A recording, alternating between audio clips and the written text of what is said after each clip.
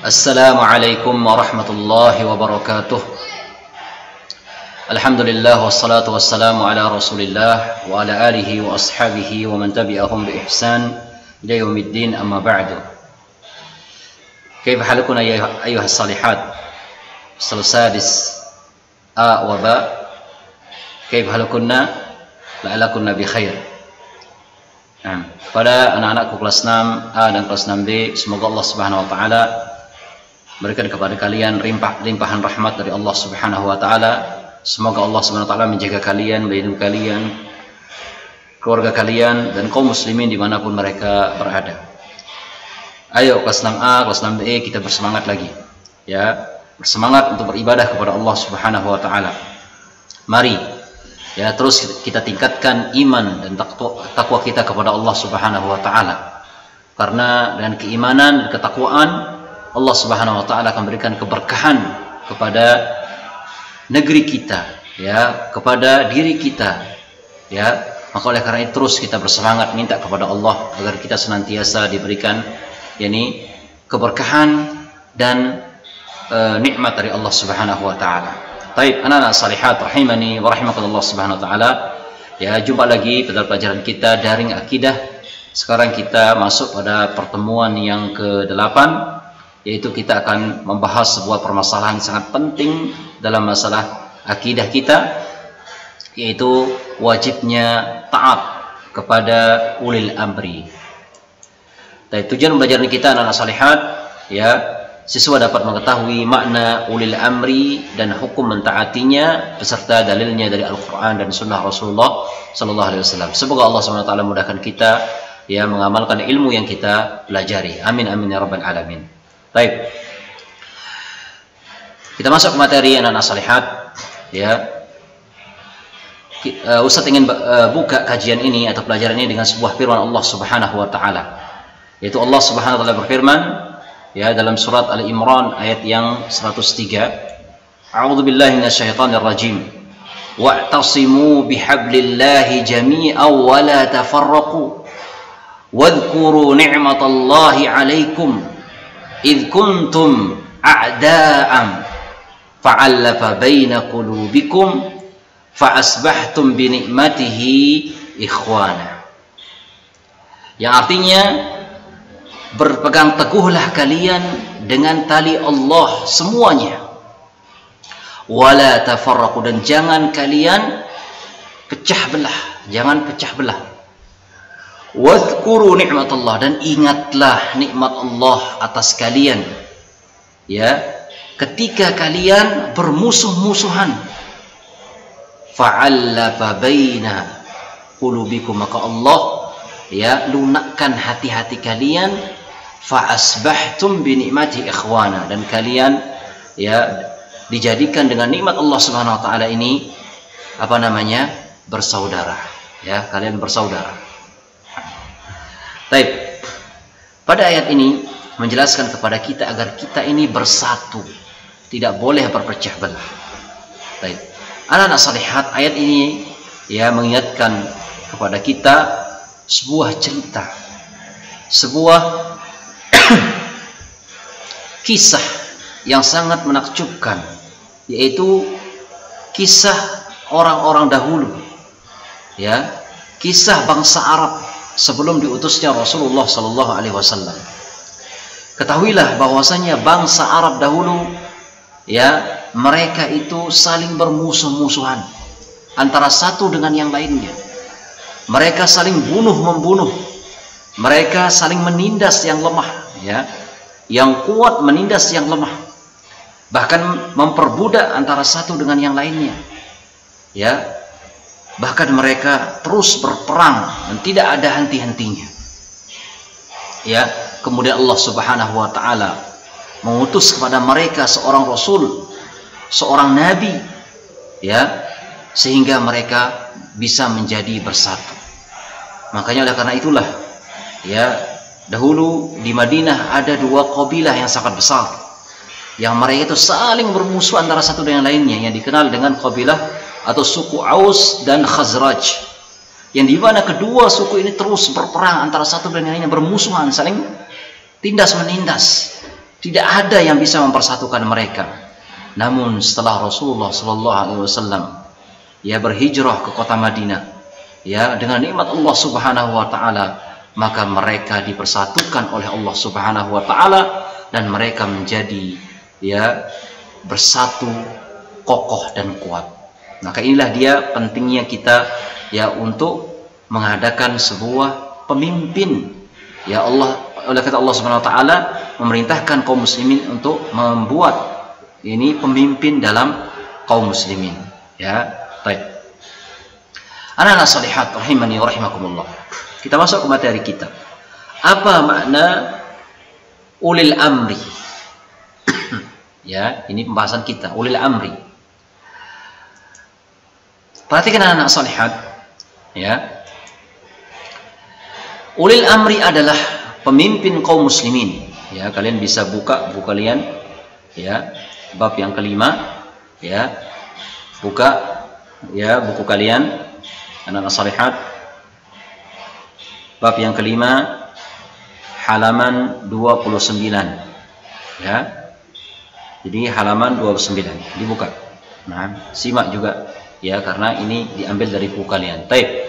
Ulil amri adalah pemimpin kaum muslimin yang diangkat secara sah menurut aturan syariat Islam. Jadi itulah yang disebut dengan ulil amri. Itu orang yang dipilih, yang diangkat secara sah menurut aturan syariat Islam. Ya, itulah yang dikenal dengan ulil amri atau pemimpin. Nah, adakah manfaat dari adanya ulil amri? Tentunya ada. Ya, makanya kalau sebuah negara yang memiliki ulil amri, maka insya Allah akan teratur kehidupannya. Namun kalau sebuah negara tidak ada pemimpinnya, maka akan kacau balau, kehancuran.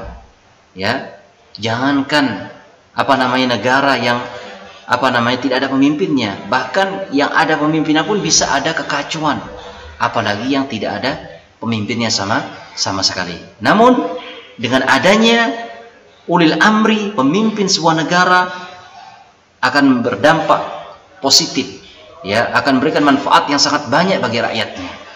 Apa saja? Perhatikan. Yang pertama, anak-anakku, yaitu keadilan bisa tegak. Jadi kalau ada ulil amri, ada pemimpin, maka keadilan bisa tegak. Ya, jadi orang yang bersalah harus segera diadili. Jadi tidak ada orang yang bisa melakukan kezaliman karena ada aturan, ada ulil amri. Ya, maka keadilan akan bisa tegak. Tidak ada orang yang terzalimi. Ya. Nah, ini yang pertama. Kemudian yang kedua, anak salihat, urusan negara bisa teratur. Ya, karena urusan negara ini besar. Ya, harus ada pemimpin, ya, yang mengerjakan urusan negara tersebut. Ya, harus ada yang mengaturnya. Kalau tidak ada aturan, maka kacau balau negara itu. Ya, maka dengan adanya ulil amri, ya, dan jajarannya, maka semua urusan negara bisa teratur. Ya, maka masalah-masalah negara akan bisa teratasi dan bisa diselesaikan. Nah, kemudian yang ketiga, anak solihat, kemaslahatan masyarakat terwujud. Ya, jadi kemaslahatan masyarakat bisa terwujud. Jadi apapun yang dibutuhkan oleh masyarakat akan ada kalau ada pemimpin. Ya, tidak akan ada orang yang terzalimi. Ya, maka semua kemaslahatan akan terwujud kalau ada ulil amri. Namun kalau tidak ada, maka tidak akan bisa. Siapa yang akan mewujudkannya? Ya, akan banyak kejahatan terjadi di mana-mana. Keamanan tidak akan terjamin. Namun kalau ada ya ulil amri, maka kemaslahatan, keamanan, kenyamanan masyarakat ya bisa terwujud. Ya, maka inilah dia manfaat dengan adanya ulil amri. Baik.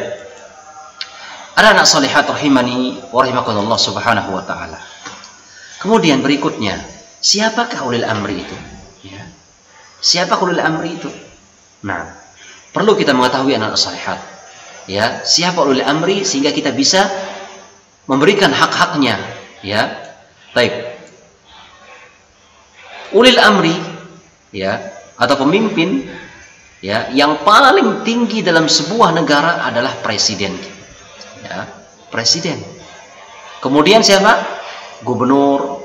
kemudian ada wali kota, ada bupati, ya, dan camat. Ya, ini yang ada di instansi pemerintahan. Mereka semuanya ulil amri, namun yang paling tinggi adalah presiden. Bahkan ulama termasuk ulil amri. Ya, ulama ini juga termasuk ulil amri. Makanya oleh karena itu, apabila bekerja sama antara ulama dengan pemimpin, maka akan tercipta sebuah kedamaian, ketenangan dalam sebuah masyarakat. Nah, anak-anak salihat, setelah kalian mengetahui ya siapa ulil amri, ya, sekarang apa hukum mentaati ulil amri tersebut? Ya, apa hukumnya kita mentaati ulil amri? Ya, baik. Ketahuilah wahai anak-anak salihat, rahimani wa rahimakumullah subhanahu wa ta'ala. Mentaati ulil amri adalah wajib. Ya, hukumnya wajib. Ya, wajib bagi setiap rakyat untuk mentaati ulil amrinya. Ya. Nah, dalilnya firman Allah Subhanahu wa taala. Allah berfirman, "Ya ayyuhalladzina amanu athi'ullaha wa athi'ur rasul wa ulil amri minkum." Wahai orang-orang yang beriman, ya, taatilah Allah dan taatilah Rasul dan ulil amri minkum, dan para pemimpin-pemimpin yang ada di antara kalian. Jadi dengan jelas anak-anak salihat, Allah memanggil orang-orang yang beriman, ya, dan Allah perintahkan ati'u, ini perintah, taatilah Allah dan taatilah Rasul, dan taatilah adalah pemerintah atau pemimpin ulil amri di antara kalian. Ya, ini perintah Allah Subhanahu wa taala. Jadi hukum mentaati ulil amri itu adalah wajib berdasarkan ya ayat ini. Ya, hai orang-orang yang beriman, taatilah Allah dan taatilah Rasulnya dan ulil amri di antara kalian. Quran surah An-Nisa ayat 59. Ya, nah, jadi kalian tahu sekarang apa hukum mentaati ulil amri? Apa anak? Wajib. Baik. Kemudian berikutnya wahai anak-anakku salihat. Nah, perlu diperhatikan ya bahwasanya taat kepada pemimpin itu pada hal-hal yang baik, bukan pada hal-hal yang diharamkan oleh Allah Subhanahu wa taala. Ya, memang Allah Subhanahu wa taala perintahkan taat kepada pemimpin. Ya, tapi ingat, ketaatan kepada pemimpin itu terbatas pada perbuatan-perbuatan yang baik, perbuatan-perbuatan yang dihalalkan oleh Allah. Adapun kalau seandainya pemimpin menyuruh kita pada hal-hal yang diharamkan, maka kita tidak boleh taat kepadanya.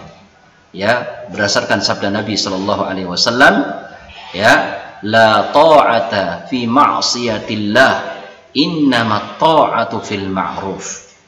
Yang artinya tidak boleh taat dalam perintah maksiat kepada Allah. Sesungguhnya ketaatan itu dalam kebajikan atau kebaikan. Hadis riwayat Bukhari dan Muslim. Ya, jadi apapun perintah pemimpin kita, kalau itu adalah maslahatnya, manfaatnya ada, ya, kemudian kebaikannya ada, maka wajib untuk kita melaksanakannya.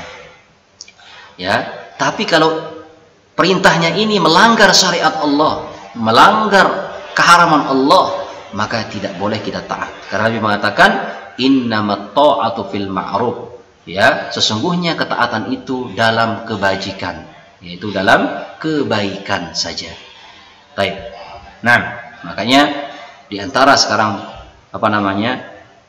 anjuran pemerintah kita disuruh untuk menjaga protokol kesehatan, maka itu wajib pakai masker, ya, cuci tangan, jaga jarak dan sebagainya dari protokol-protokol kesehatan. Itu peraturan pemerintah kita, maka kewajiban kita sebagai rakyat mentaati. Ya, demikian juga aturan-aturan lalu lintas, pakai helm, adanya SIM dan sebagainya, maka harus kita taati. Dan seluruh banyak lagi aturan-aturan yang dibuat oleh pemerintah kita, kewajiban kita mentaatinya selama itu tidak menerjang keharaman-keharaman Allah, selama itu tidak bermaksiat kepada Allah Subhanahu wa taala. Nah, ada anak salihat di akhir ya daring ini kita berdoa kepada Allah. Semoga Allah Subhanahu wa taala memudahkan kita dalam mentaati pemimpin kita dalam masalah yang baik. Dan kita berdoa semoga Allah melindungi pemimpin kita dan memberikan hidayah kepada mereka dan membantu mereka dalam taat kepada Allah Subhanahu wa taala, membantu mereka dalam urusan-urusan negara. Amin amin ya rabbal alamin. Subhanakallahumma bihamdika asyhadu an la ilaha illa anta astaghfiruka wa atubu ilaik. Wassalamu alaikum warahmatullahi wabarakatuh.